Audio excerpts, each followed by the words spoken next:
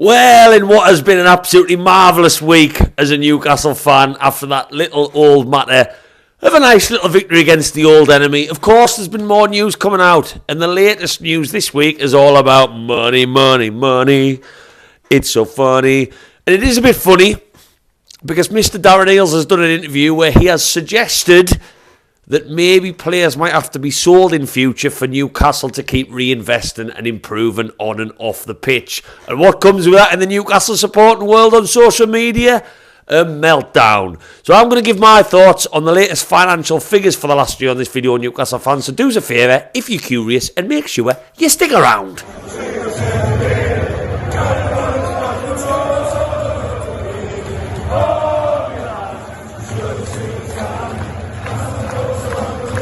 Roll out the red carpet, the mags are in town. Is anyone else still singing it? Maybe it's just me. Yes, of course. Welcome back to Black and White Banter, you lovely Newcastle fans. I normally say I hope you've had a great week. None of that on this video. I know you've had a great week because if you're anything like me, you know Sunderland fans. You have Sunderland fans on social media. You work with them. They're amongst your family. Maybe it's your missus or your partner's dads or your mum's a diehard Mackham. It's been a great week. Winning the derby, you've got to enjoy these moments as a football fan, haven't you? You've got the bragging rights. It does die down, but my God, we went in their place. Not only did we paint their walls black and white, we absolutely battered them. Men against boys. And of course, what came with that was another episode of Dealing with Eddie Howe's Mags, and it's been my most popular one ever. I've started putting them on YouTube now. It was a joy to put together. It takes a hell of a long time, though.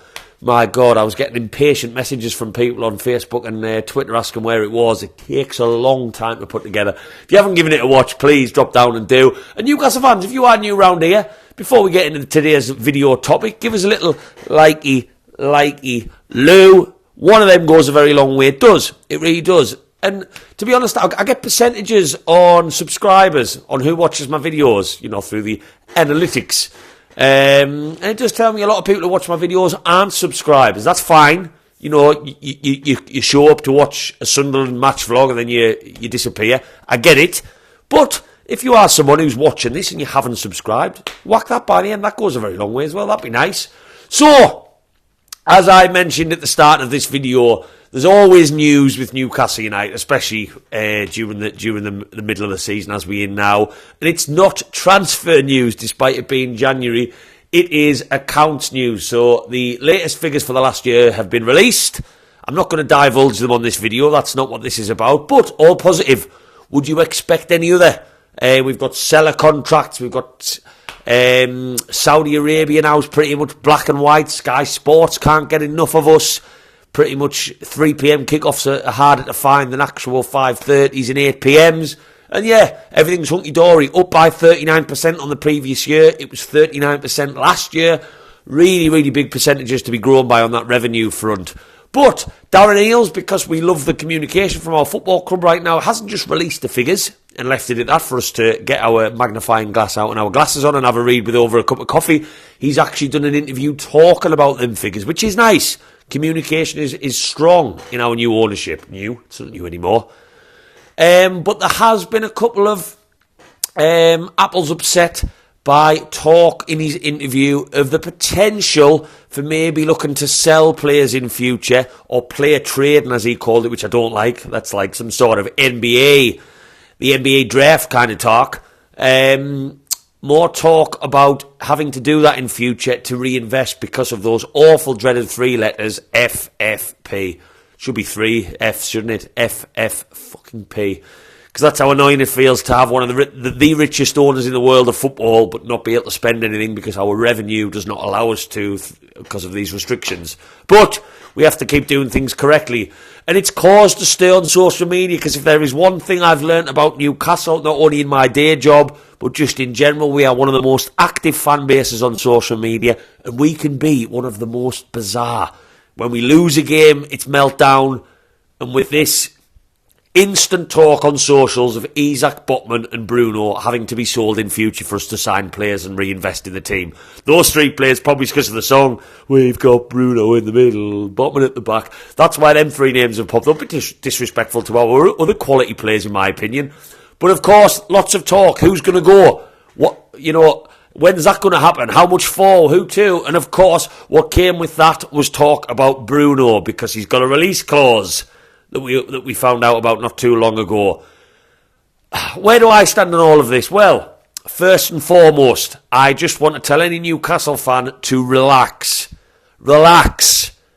Darren Eales is a smart man, and what I liked about his interview was, yes, he talked about all the positives. He still talked about where we need to be. He pointed to Man United, 700 million in revenue compared to ours, 250. Tottenham, who are the lower end of the top six, last year's figures for them were 400, so we are a way off. But we've got lots of things to look forward to improve that going into 2024. Adidas contract's going to send our merchandise through the roof. And be a very, very expensive shirt, may I just add. Champions League wasn't added onto that number. That money's to come. The sponsorships are going to keep increasing. I've got no doubts about it. There will be more popping up in the next 6 months. Our fan base is starting to grow more and more. We've got a new pre-season tour coming in the summer, wherever it is. I'll hopefully be there. There's no reason to panic because those numbers are going to keep going up. But having said that, what I will say is there's lots of things since this takeover that have made me uncomfortable. Because things that maybe have to happen.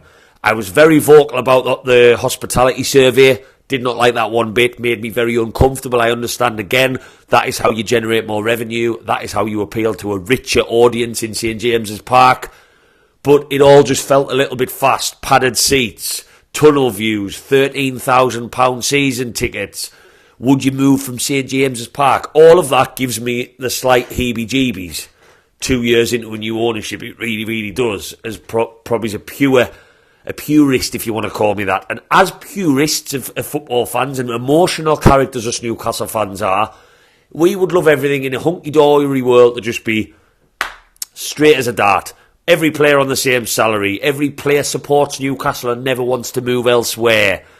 No changes. St James's Park to stay exactly as it is for the next 300 years. All of this good stuff. But sometimes we have to be realistic to get to where we want to be, which I think I'm going to assume you watching this video and me, we want success for our team, more on the pitch. We want to lift the fucking trophy. Pardon the French. What has to happen with that? Certain things has to be a bit of leeway. And if hospitality is one of them, to get more money being spent on tickets for matches, I get it. If we have to appeal to more new supporters coming in, I get it. That has to happen. Man City didn't have probably 50% of their fan base that they have now before they were successful. They didn't. That's just part and parcel of it. It's not going to mean that you or I or anyone who's supported Newcastle since the beginning of time changes. We don't go anywhere, but more fans keep coming in, and that's always going to be a problem for some of our fan base. Plastics, all of that talk, that's a different conversation for a different day. Each to their own on that. But as much as I don't like to admit it, I totally accept that because of financial fair play and how it works and how much it's already starting to screw us, we might, in inverted commas, have to sell a player down the line that we don't want to get rid of. And I've been there before. Jonathan Woodgate in 2004 broke my heart to Real Madrid. Didn't play very much because of injury, but one of our best defenders to ever wear the shirt on his day. Johan Cabaye, don't sell Cabaye. I was heartbroken, gutted. The dreamboat, the French dreamboat. We've been here before. But what I've learnt with them situations is that life goes on. The football club doesn't go bust. You build, you adapt and overcome, as one of my friends in the gym used to always say to me. You do. And you build and you evolve. Look at Aston Villa selling Jack Grealish, their star boy, £100 million. Look where they are now. Look at Arsenal. West Ham, selling Declan Rice to Arsenal. They're not having a bad old season, and that money keeps getting reinvested. They got Paqueta. That was before. They didn't get Paqueta. They got Kudus. They got the defensive midfielder who we were after. Can't think of his name, from Ajax. They've invested, and that money goes back into the football club. And yes, it's not nice. And the thought of someone like Bruno, Botman and Isak going is horrible. But my other side to this is we may have to accept that will have to happen if we want to keep improving. We need a better squad season upon season as other teams build around us. And sometimes it has to happen.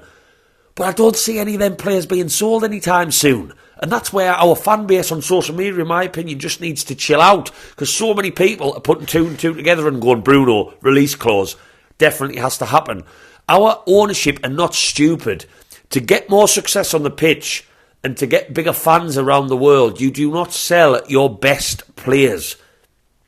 Botman's one of our best players. Isak is a pin-up boy for us now, is our main £65 million striker. And Bruno is the heartbeat of our football club.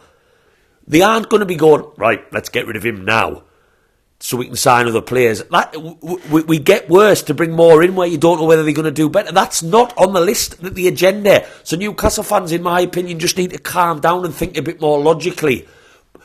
If a big offer came in for one of them players, like a mad offer, and Bruno's release clause gets into the mad offer territory, if someone opened his release clause tomorrow for £100+ million, a PSG or a Real Madrid, I could see him suited to either club, to be fair, with his playing style, and he's Brazilian. He just fits that mould. Is that then a conversation to be had? Of course it is. Yes, you might love Bruno. I love Bruno. His passion, his emotion. But £100 million is so much money for a player where I'm going to say it, and this might be a controversial opinion, could be replaced. As a pivot, creative attacking midfielder, he could be replaced. His personality, no. Loves Newcastle, screams with the fans, cries with the fans, feels every emotion from the crowd. No, that's a unique thing we have in him, and that's why he fits the mold, and that's why he's loved so much, in my opinion. But it's a lot of money, and it'll take them kind of offers for our very rich owners to consider selling, because then it comes a conversation of, right, we sell him for 100 million, that could free up 300 if it's in one payment to spend in future windows, which again is so much money.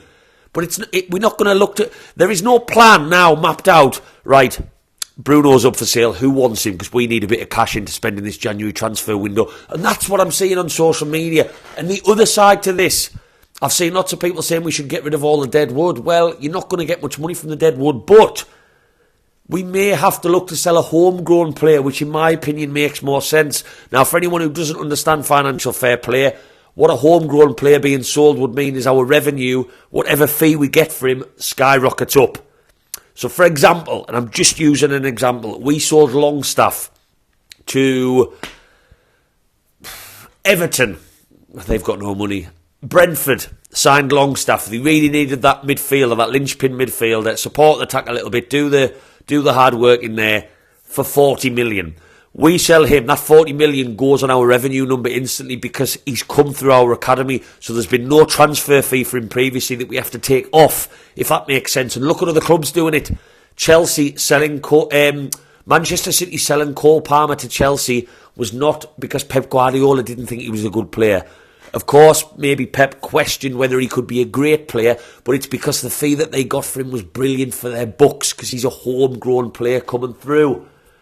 And that's something that could genuinely be explored. So all the talk of Longstaff I've seen online, maybe his time being up in the next year, because I don't think we're going to sell any players for big money now. That makes sense, but his form's certainly going to have to improve if we're going to get money for him. Then you look at other homegrown players that we could maybe sell. Miley, that one, for me, someone suggested that again on social. That makes no sense because he looks at hot prospect and he looks like he could be a serious world beater. That makes more sense, and I think all of this talk about Bruno, Isak and Botman as a specific three just needs to calm down.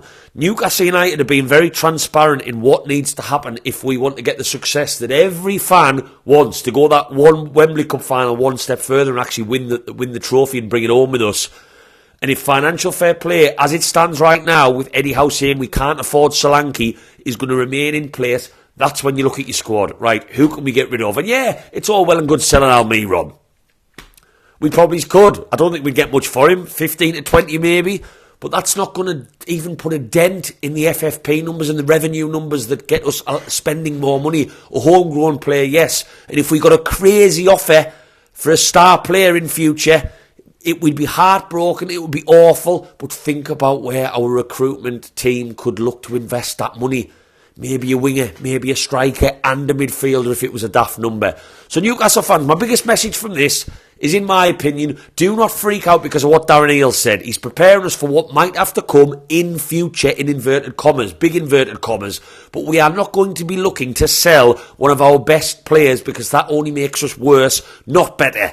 It's if stupid numbers come in, and if we do have to balance the books by selling players, we may look not at that low ground where you're going to get 5 and 6 million per player, but homegrown may be an option. It's a minefield financial fair play. It is screwing us. I do think it protects the top 6 because it's only come to fruition more recently. And that gap I don't think is ever going to be bridged, and that's exactly the way some of these clubs want it. But we've got to play it smart. We've got to play it strategically because we don't want to drop off too far. We overachieved last season. Let's see whether we can strategically do things to make sure we just keep building blocks, just slowly by slowly. And that's why exactly what I think Darren Eales has been brought in by, and that's why he's making Newcastle fans aware of what might have to happen. Newcastle fans, let me know your thoughts. Were you one of them ones freaking out? Do you think we're going to sell Bruno? Do you think that we are never going to be able to bridge the gap unless we sell one of the big players for financial fair play reasons? Or are you just like a lot? Financial fair play is not very transparent. We all think we know what's going on with it. We don't really. And are we just going to randomly splash 60 million this window? Let me know in the comments. I'll be dropping a match preview for Man City on the morning of the game.